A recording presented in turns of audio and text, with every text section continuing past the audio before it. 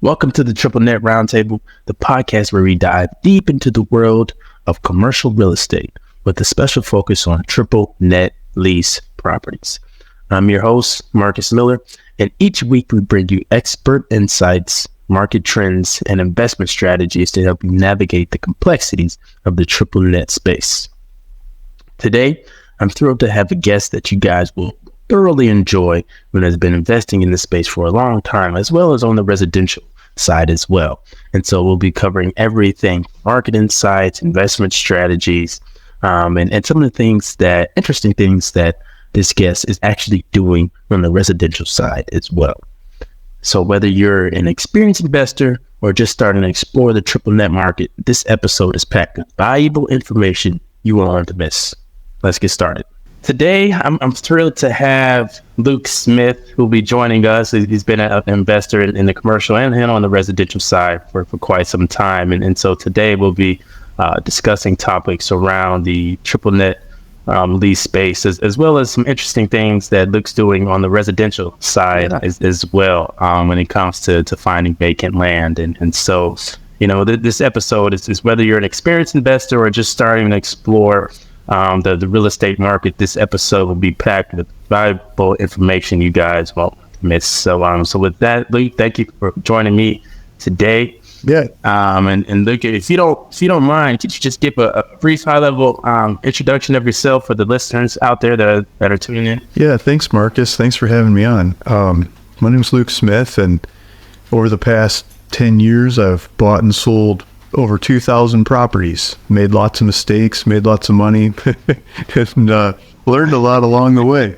And so I've been on a journey from, couple $100 desert squares to $1 million plus commercial properties, and all kinds of properties in between.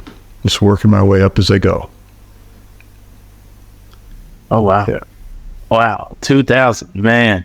So in that time that you went from 1 to 2,000, I'm sure there was a lot of learning curves, a lot of mistakes made, but let's take it back to the beginning, Luke. Like, what first inspired you to get involved in real estate? Yeah.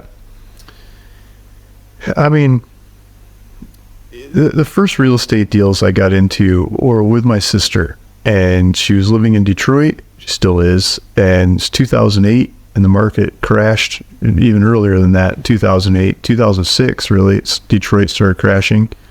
And she didn't have a job, and it's hard to put food on the table for the kids. And she needed a way to make some money. And I was making pretty good money at a brokerage house I was working at. And I was reading the news, and it said, these houses are next to free. You got oak floors and brick walls and good solid houses that people pay rent. And I thought we could buy some of those houses, fix them up, and rent them out. And so she needed money like today. So I said, okay, I'll hire you to go find houses, buy houses, fix them up, and rent them out. Her husband can fix anything, right?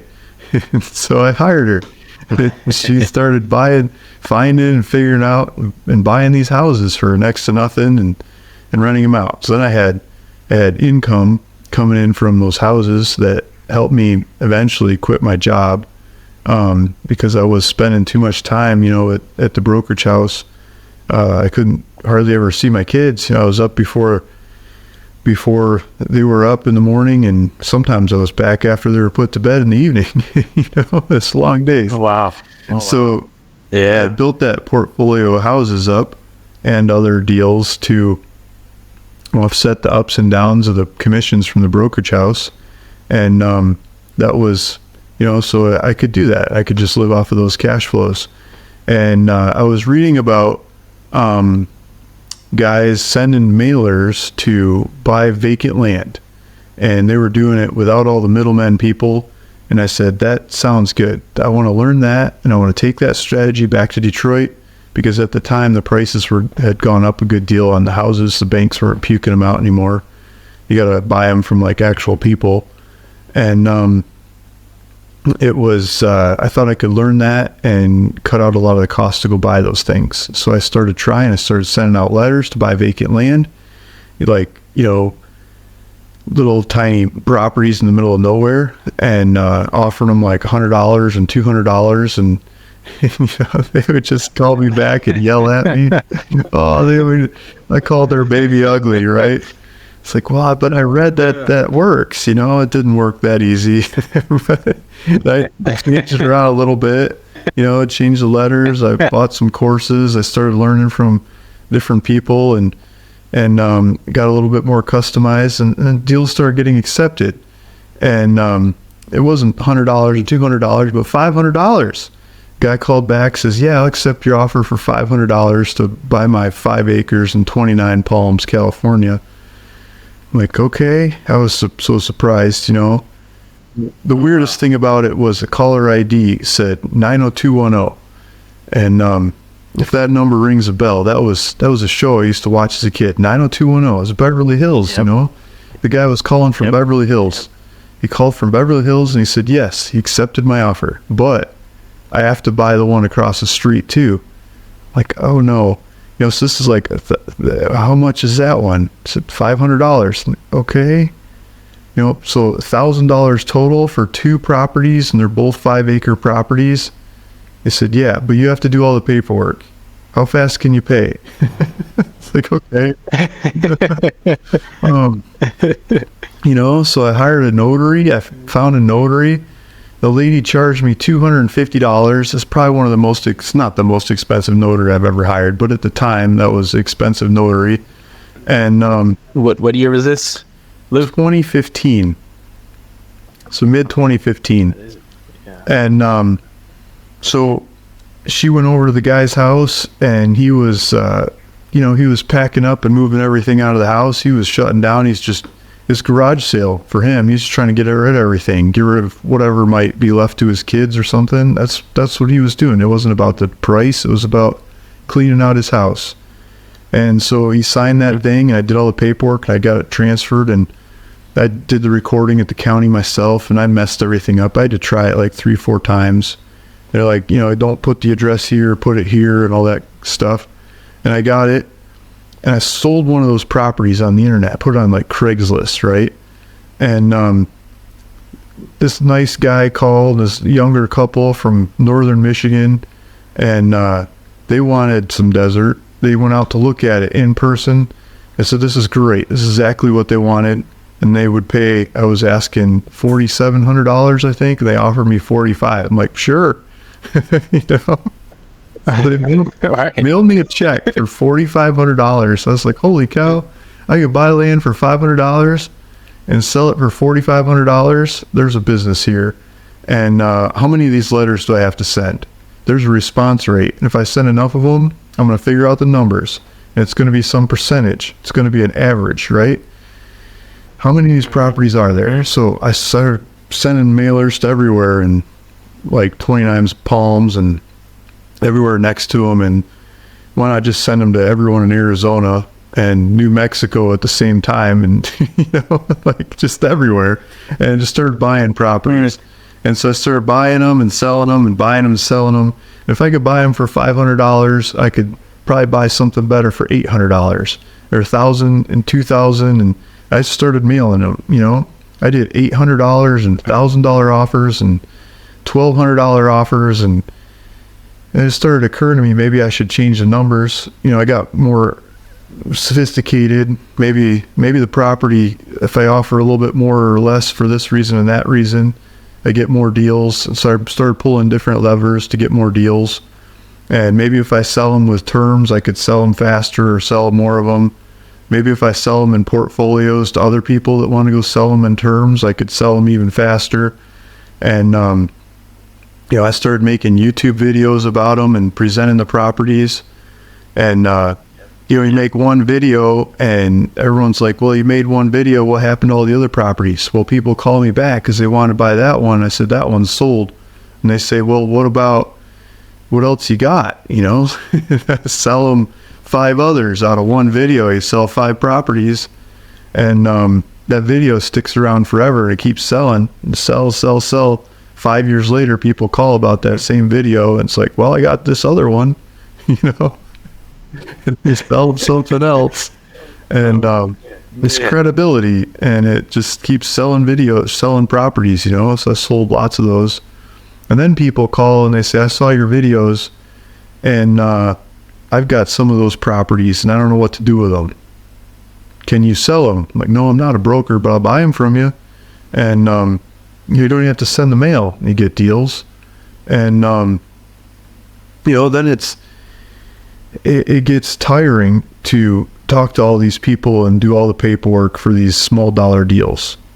And I sell them with like credit card payments and stuff. And so some of the people do chargebacks and their credit card doesn't work or something's wrong and I already did the paperwork, and like all these problems start coming up. I buy a big one and I split it a couple ways. I sell all the pieces off to different people. Then I find something later on that there's something wrong with the title. The first one I bought. Oh, yeah. Like years later. And all those things, right? It's like, if I were in higher quality properties, I could afford an attorney to fix that for me. If I were in better quality properties, I could use a title company. I wouldn't have to do all this paperwork myself. If I were in better quality properties, I wouldn't sell it on a credit card transaction. I could get wires, and when it's done, it's done.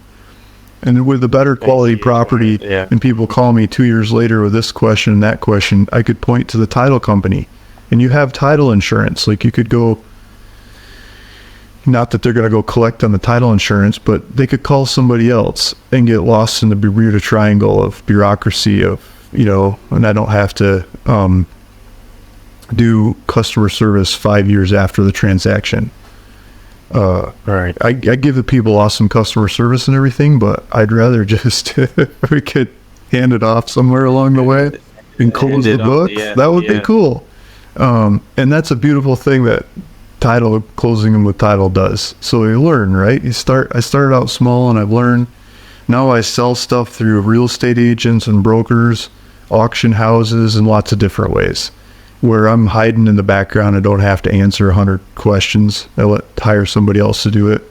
I give them the data, and I give them the diagrams, and I give them the maps, I give them the surveys, and I give them the stuff to answer the questions, but I don't have to answer the questions and have all the conversations. And I could go work on the next deal and do the next one and the next one.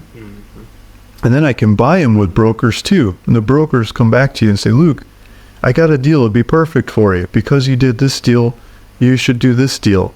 And so we don't even have to send the mail anymore. And you could do better deals. And so people bring them to me, and then I got a pretty good idea of who to hand them to go sell them. Like one of them here recently, I had up for sale with a couple different brokers over time. And high traffic retail, like a fast food restaurant goes there. And they weren't selling it, Right. They weren't selling it, they weren't selling it. And I got a different broker recommended to me by a friend of mine, and I tried him, and the broker took the property and he says, Luke, you're asking, I don't know, what was it, 250 grand or something I was asking for it. I'm going to mess up the numbers.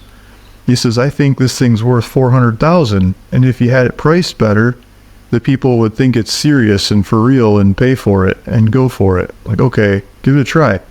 And so he upped the price. It's been on the market for a year plus, and he raised the price. And he didn't put it on the market. He sent it to his clients and that like those kinds of properties. And we got an offer back like a couple days later for $400,000. And then we got another one for $355. And then we got another one for $425. I said, that's great. What do you think we should do? He says, I think you go back to him and do the highest and best bid. Like, that sounds like a good idea. So he's doing the work for me, right? So he goes back to him, he does highest and best bid, and one of them went up to 460, one went to 450. Like, okay. That works. And then the 355 guy didn't come back to the table. It's like, okay, so the 460 one looks great. They've got all kinds of stuff to back them up. Let's go for it. And that was,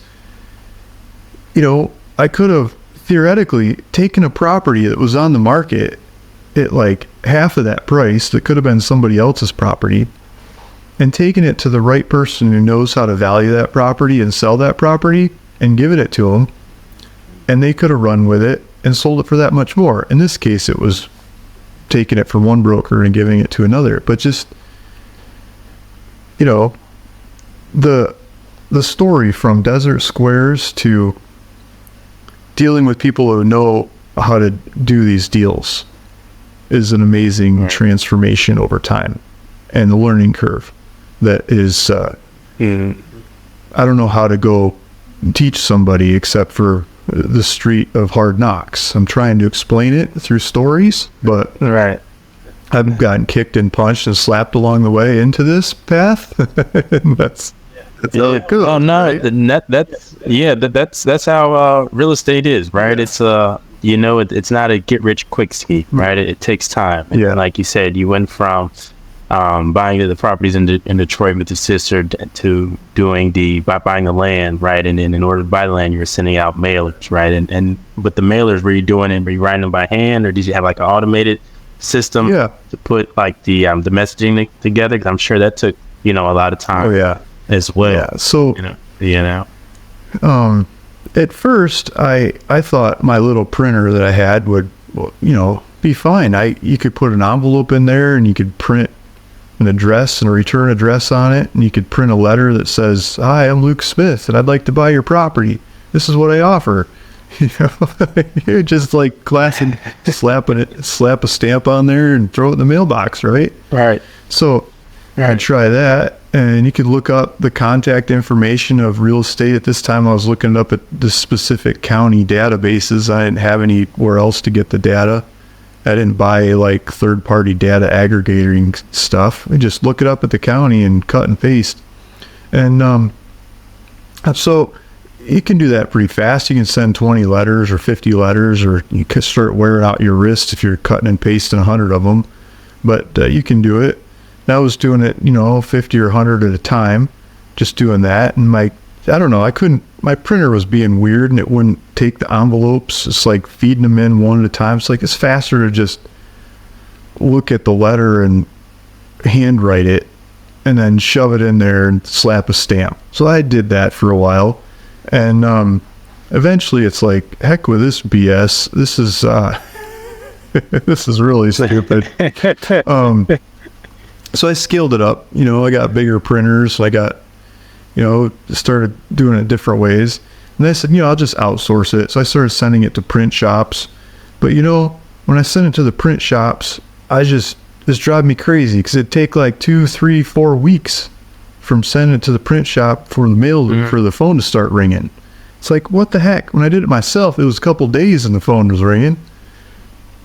And, so I tried to cut those timelines down because I get a learning curve when I get the response. If I mail an area and prices, I want to get a response and tell what's going on. And so I started buying different machines and printers, and you just go on eBay and look up like Neopost or whatever kinds of machines that do mail. Like, oh, this looks like a pretty good number. It's high rankings and stuff. See if I can get it to work. They start delivering these machines on pallets. I'm like, where the heck do I put this thing? It's so heavy I can't lift it. I bought and sold a couple different machines until I found some that were like easier to work and run good volume. And started running bigger ones. And then eventually I got a couple. I had 3 different machines that were rated at like 4,400 mailers an hour. And I got a printing press, like big truck with a lift gate kind of thing to move it around. I got that plugged into my garage, and I had to like wire a different circuit in because it takes a superpower, like a dryer or something's kind of circuit. And I got that thing running, and you could put like pallets of paper into that sucker. I mean, it's like how you loading them by the case, so you can't unwrap paper fast enough to keep up with that machine. And that thing is cool because then you can send out big mailers. I'd send out like 40,000, 50,000 unit mailers, and get that thing up and running and printing and get it shoved into the machines. I hired a couple guys to help me along the way, keep the machines running and get the mailers going. But the transformation of data from, going 50 mailers at a time to like 50,000 mailers at a time is a night and day data juggling endeavor. You start breaking Excel and stuff as you get into those size mailers. But I could imagine. And the beauty of sending out the bigger mailers is the response. You can get a response, and the thing I really like about a response like that is even if you get a bunch of people to answer the phones, because I enlisted a bunch of different people to answer the phones in those kinds of mailers, is, okay, I got it, 50 properties accepted or something. And you look at them and you can say, wow, this looks like a great deal. I think we should buy this one. And then you look at the next one and be like, wow, this one's even better. I think we should buy this one. This one's better than the previous two. Like if you didn't see that third one, you would have bought that first deal. But then you got like 10 more behind it, and it doesn't mean they're all better, but some of them look like drastically better than the others. And you can start ranking your deals based on your other deals. And you systematically asked everybody in that class or that kind of market to sell to you at that kind of price level. And so you're getting the cheapest of the cheap, willing sellers of that kind of asset class by doing that, by systematically asking them all. And so you can rank the quality of the properties amongst themselves. And that's a data set that nobody else has.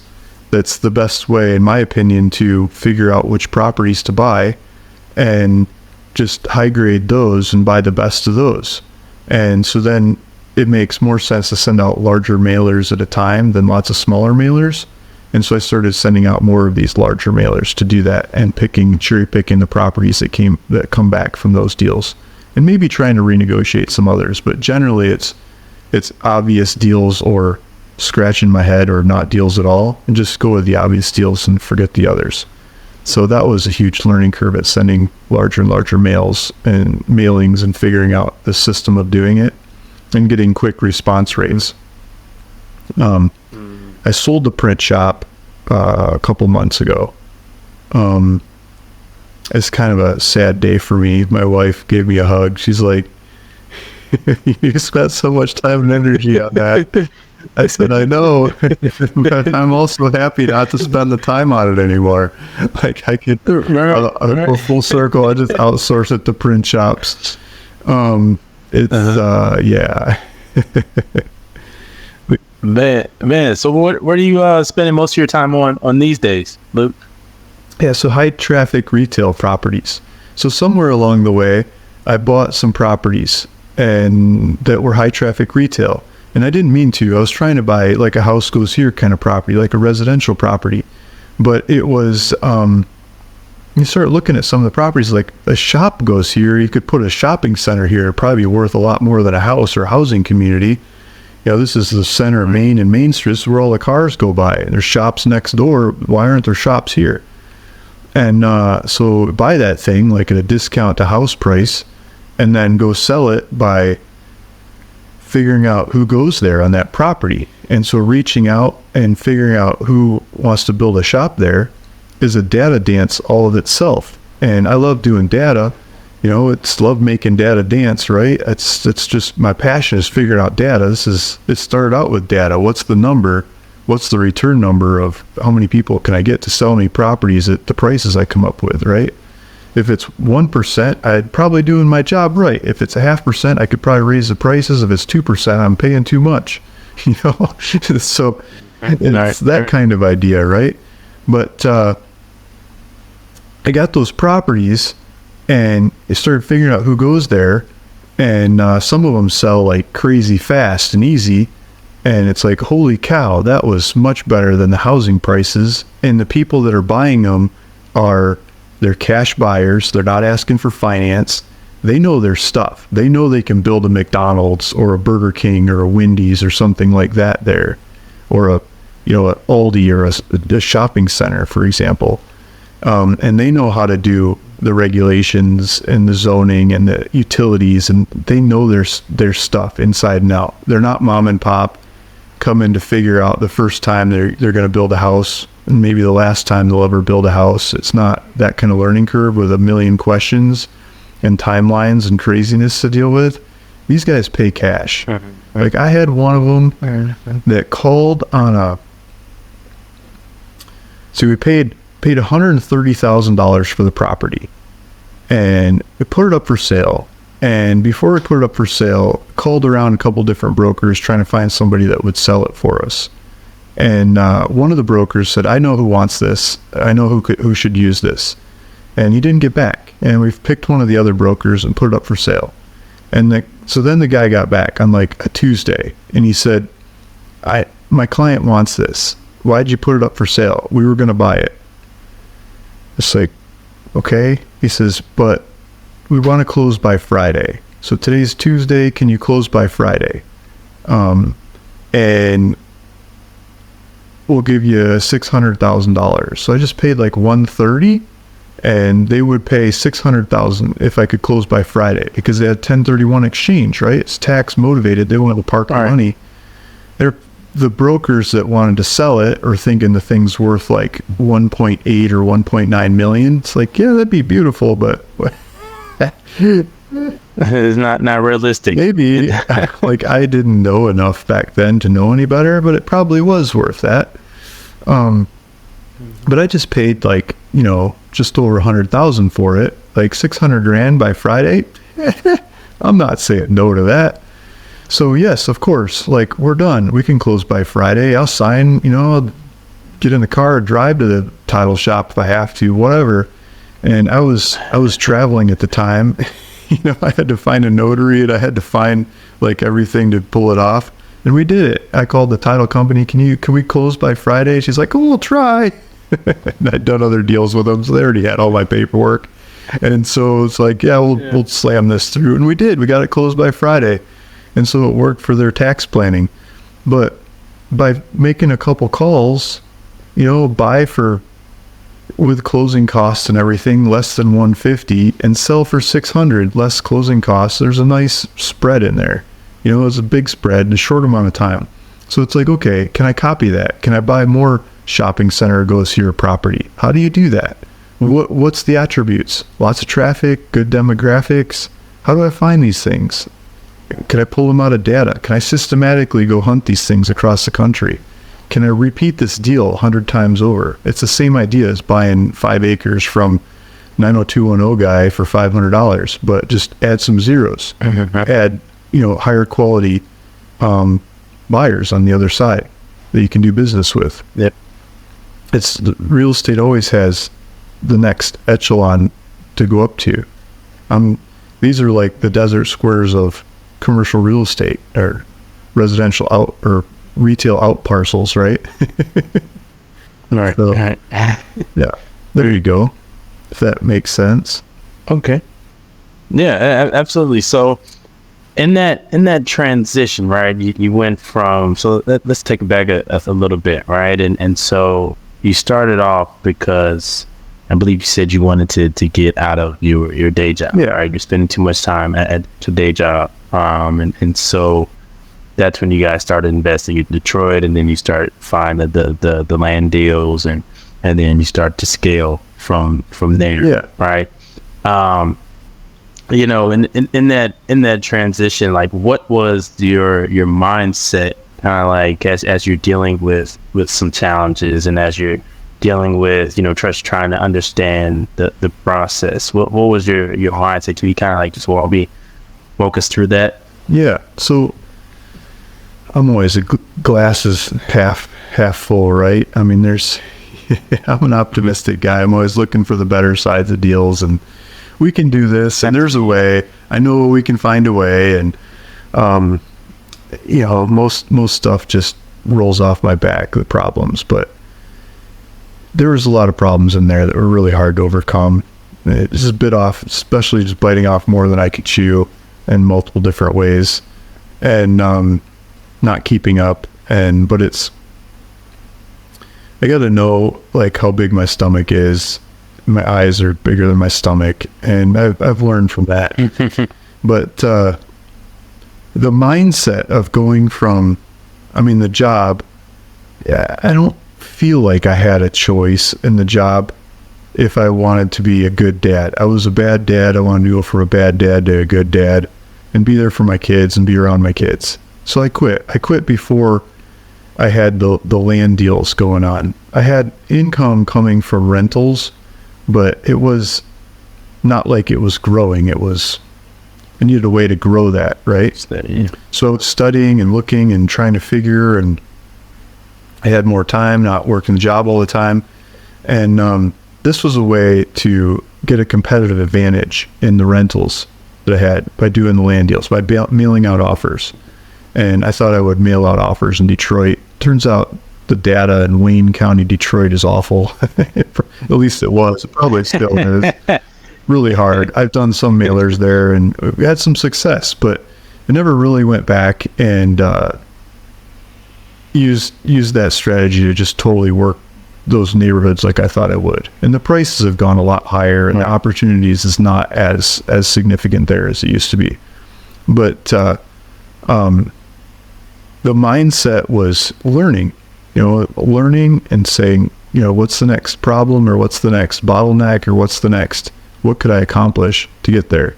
And since I've started, technology has come a long ways to jettison a lot of those problems I've had, and or overcome them, or not even know they were problems in the past, just because some of those things are so easy with technology. Like a lot of the sales I had in the beginning were taking a property from somebody that didn't even know where it was or how to look it up or find it, and mapping it out and selling it just by adding maps and pictures. You could sell the property for more than you bought it for.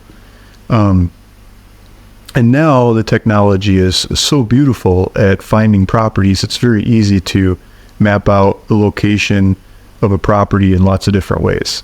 It's a lot simpler than it used to be. So like a lot of those opportunities dry up and go away. As people have learned more about mailing out cash offers to buy rural vacant land, for example, you start talking to rural vacant land owners, and I own rural vacant land too, and I get lots of letters in the mail. I mean, I get like hard to carry it all back from the mailbox sometimes. Lots of mail, and there's a lot of competition. Other people are asking to buy those properties for stupid low prices, or even sometimes 2 or 3 times what I think you could sell it for prices, and they're mailing those offers out, and they're polluting up the marketplace. They're putting dreams in people's minds that aren't realistic and make it really hard to trade. So the market changed, and that's been one of my hardest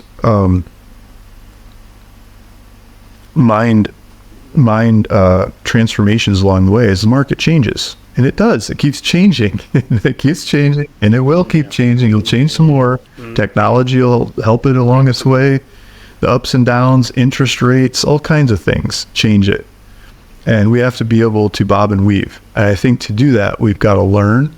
We've got to learn techniques. We've got to learn ideas. We've got to be more specific in different niches of real estate instead of covering everything. Just, like you're talking about triple nets and getting to know triple net properties. Like that is a beautiful niche of real estate that 20 years ago wasn't even really a thing. It's come around recently, and people started figuring out if you get rid of all the obligations in a property and just turn it into the cash flow, it sells a lot easier. People love to buy the cash flow, but they don't want to sign up for shoveling the snow and fixing the toilets and being around when the roof needs repair. Nobody wants that. So in triple net, if you get a good tenant with a good credit rating, a big name, and they're going to stand up to what they say in their contracts and stuff, you can sign a contract with them to take care of all the problems and pay rent. And then the rent just goes to your account, or it goes to your banker, who loves it even more. They'll finance the hell out of those things and just send the rest to your account. It makes it really easy to do those kinds of deals. That market might change. I don't know how or why. I mean, interest rates have changed a bit here recently, but that asset class, just making those and selling them as triple net properties is a beautiful thing to me. I think there's tons of opportunity for that in today's marketplace, and I don't see that stopping anytime soon. I mean, you could turn land into triple net properties. You could turn buildings that are not, that are vacant into triple net properties. You could turn buildings that are gross rents into triple net and just change the contracts around and say, hey, this is good for you, tenant, because, and hey, this is good for you, investor, because, and the value goes up. There's so many ways to play the triple net space that I think it just makes the market more efficient. So I think guys like us can go find the differences in there and fix them and keep them and hand them off to the investors that want to park money in the triple net properties and collect the payments and or the tax benefits of owning those things over time. And if you're an investor and you don't want to do all this stuff, that's a beautiful place to be too. And the banks are offering you a little bit. You can go buy real estate. They'll probably give you a little bit more yield and a bunch of tax benefits. And you don't have to sign up for fixing stuff. You could just buy triple net properties where everything's done for you. That's win-win for everybody, right? Man, who doesn't like cash flow? Mindset. So that's where I'm headed. That's where I'm going. That's where I want to be. And the learning curve on the way there is what we've been talking about.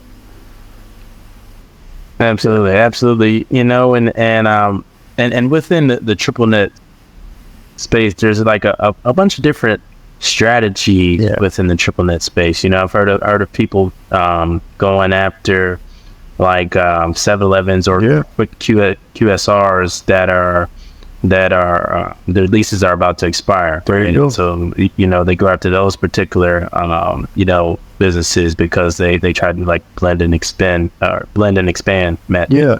All right, where they come in and say, hey, can you promise us to expand this lease out to 10 years or so if we buy it at this price, right? And so now they're buying it, and then they can easily turn around and sell it because now they're coming in with a new 10, 15-year lease, right? And then you have, a different method of, I've heard some people going after banks and going after vacant banks and turning those into QSRs. So there's a bunch of different interesting strategies within the triple net space, and then to your point about the market is constantly changing. I was told this by another fellow real estate investor. He was like, real estate is just like baseball. All right, there's always going to be a chance for you to get another bat, right, or to get another swing, right. There's always going to be more opportunities. The market's constantly changing, and that means that there's new opportunities that are coming about as the market changes. I just have to find them and be patient and be diligent, and as well during those times, and so Luke, for a lot of my listeners out there, they're primarily individuals that are interested in the triple net space and looking to get some more education on space as well. So for someone new to triple net investments, like what are some key factors for them to consider before they make the first purchase? Say that again. What aspects should they consider to make a purchase? Yeah, well, what are some key factors or things to consider before making their first purchase within this particular asset class? Yeah, I think a lot of it is why are you making the purchase? Is it the cash flow and the taxes, like the tax benefits? Some of the deals are structured where you get the tax benefits, and some of them aren't. So you got to make sure the deal's structured so you get the tax benefits. And instead of the tenant getting the tax benefits, if you're in it for the tax benefits, right? I mean, that's a good thing to check. The brand. I mean, a lot of people buy brands they're familiar with, they love, they like, they believe in, they think they'll stick around for a good long time. I think that's a good way to do it. It's like buying stocks. Buy stuff don't buy the exotic, crazy things you can't figure out. You can't tell when something's going wrong because you don't understand the business or the slightest little bit of it. Like, I think the more you know, the more you're familiar with it, the better. If you go to the gym all the time, maybe you like buying that specific brand of gym that you love. And if you're visiting and you see that they're not taking care of it anymore, maybe you understand that that's not one you want to be in anymore. Like there's those kinds of aspects. So I think, and there's always some that are going out of business too, like Red Lobster recently is just checking out, saying, hey, we're having problems. Not able to keep up with the crazy high rents we signed all over the place. We want some bankruptcy protection, and we want to go negotiate with our landlords, try to get the rents down. So you don't always want to be in the ones with the highest rents in the area either. Like if you are working 7-Elevens, for example, you might want to be in the ones that have a rent that makes sense. Like that guy's not going anywhere. I don't know what the number might be, but if you start looking at multiple ones, they might pay $150,000 in most locations, and then this one's a $250,000 location. Like, should you really be buying the $250,000 location when most of them are paying $150,000? It might stick out as a white elephant kind of location. Later on, that might be the one that gets renegotiated.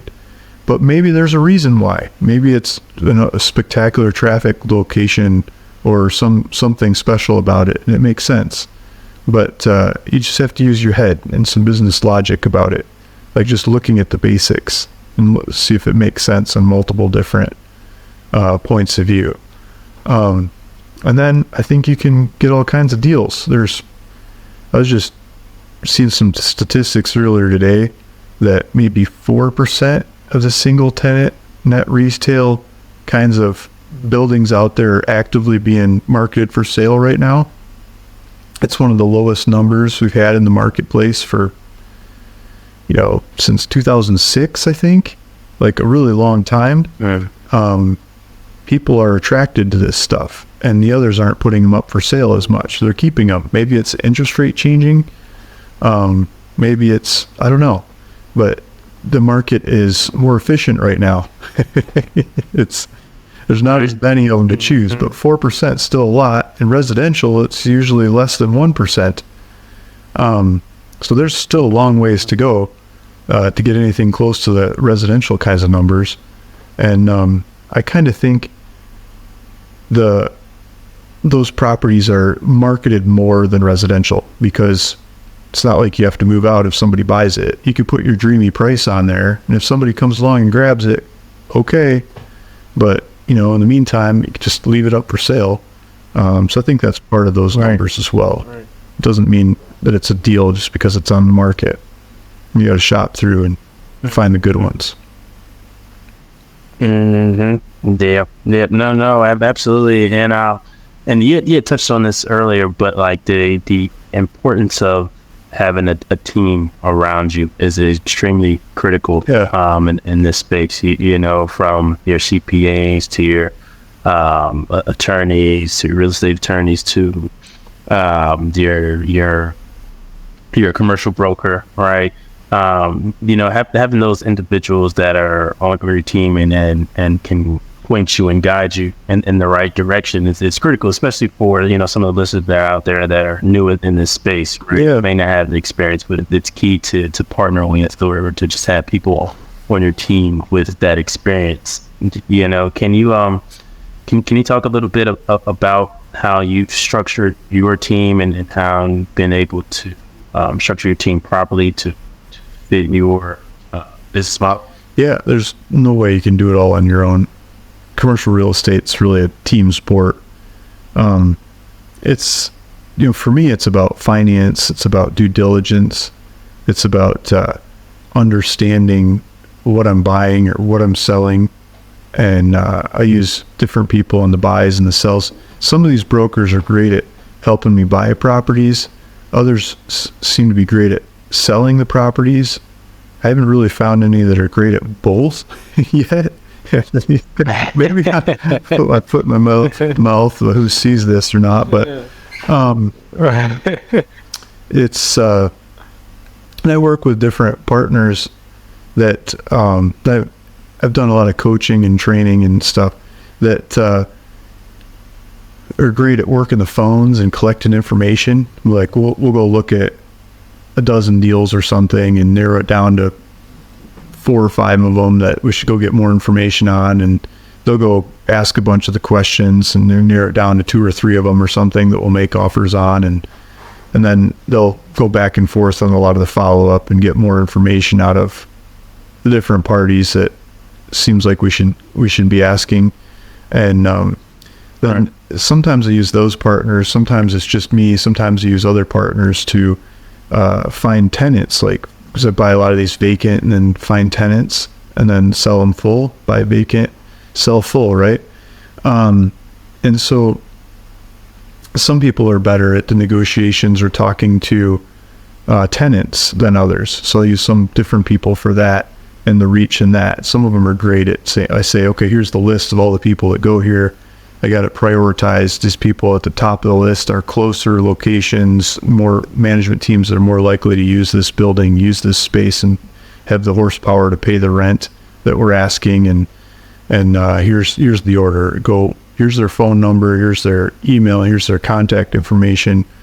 Call these people. I just send them emails and pitches, follow up, and say, did you get Luke's presentation on this property, and see if we can set up more meetings or talks, or just had a tour of one of those properties yesterday. I was just just before this call, I was hoping to get the update on that. I didn't get the update.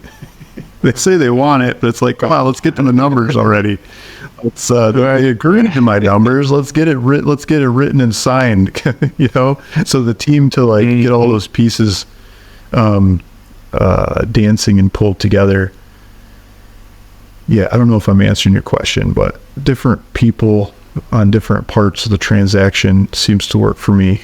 And I do them as partners, sharing in profits of the deal. That seems to work for me. It would be cheaper to pay them per step, but it just lines up with my mentality more to do percentages. Yeah, let's do percentages. And it seems like they would have kind of like, if you're doing it from a percentage standpoint, right, now that they know that they're getting some percentage or some aspect of equity, then the deal, it seemed like, from a psychological standpoint, like they would be more motivated, to get the deal done, right? Yeah. Or get it across the finish line. So the brokers on the buy side and the sell side, they do percentages. If I use a broker to lease something out, they do percentages. They do percentages of the value of the transaction. But then I work with partners internally that I do percentages of profit, either gross profit. If it's that's usually the people that are putting up the money, I'll do gross profit deals with them.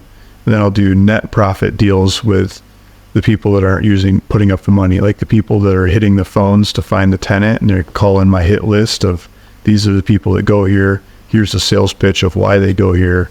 Here's how much rent they can pay based on the synthetic value of how much business is happening in the area, on the neighbors and the neighboring shops. When that much business and traffic's happening in the neighboring shops of their other locations, they get these kinds of sales.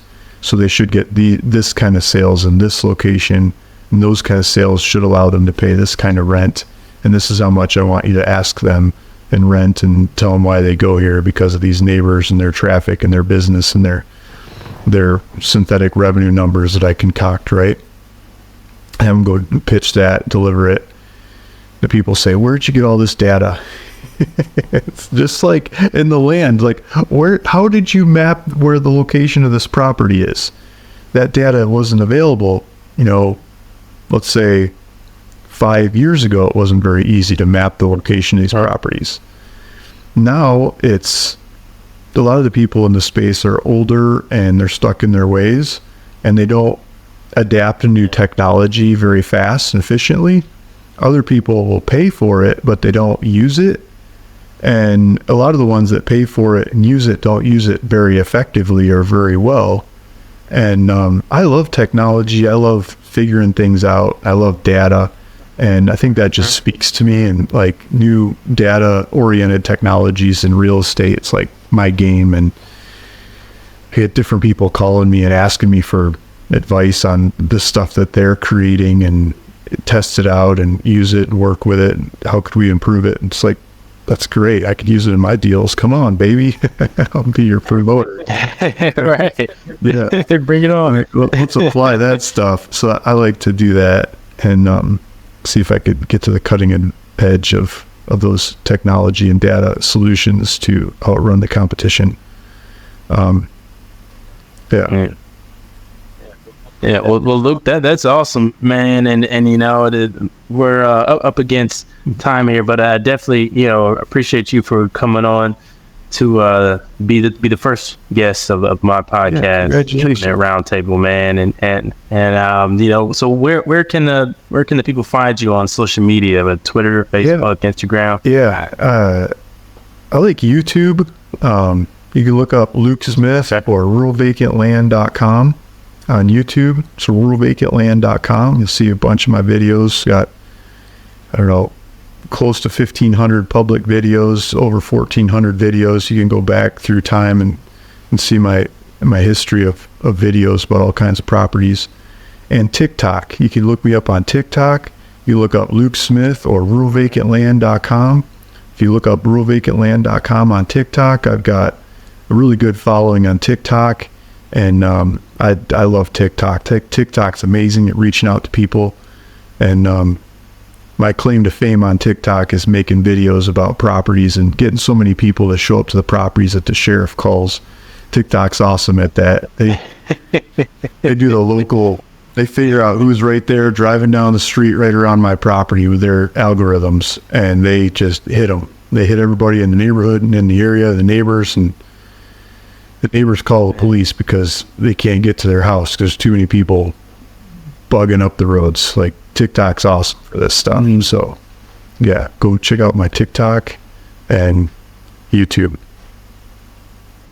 Awesome. Well, thank you for that, Luke. It's been a pleasure speaking to you today, man, and looking forward to your future success, brother.